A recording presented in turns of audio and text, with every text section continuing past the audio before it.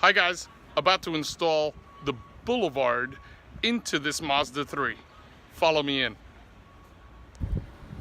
Hey guys, we're installing this Boulevard click tight. For the purpose of this video, this is a convertible car seat. It can go rear facing or forward facing.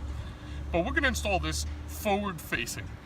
What I want to point out is, one of the most important things is, you have to press this button and spin this knob.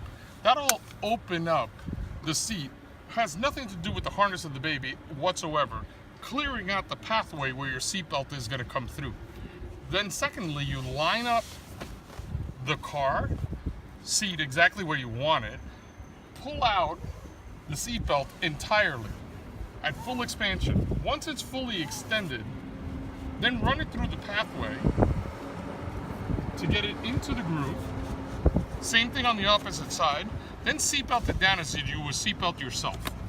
Once it's seatbelted into place, kind of just pull snug onto the top end. All you have to do is push the seatbelt, the seat base, down and lock it into place. Once it's locked into place, this car seat is perfectly installed. Only thing left to do is run the tether strap to the back. But for the purpose of easy, quick install, all you have to do is press the button, open it up, run the path through, tighten it up, and anyone can install this car seat. Not as intimidating as we all expected. So in this Mazda 3, the Britax Boulevard is installed perfectly, no movement, awesome installation. Thank you.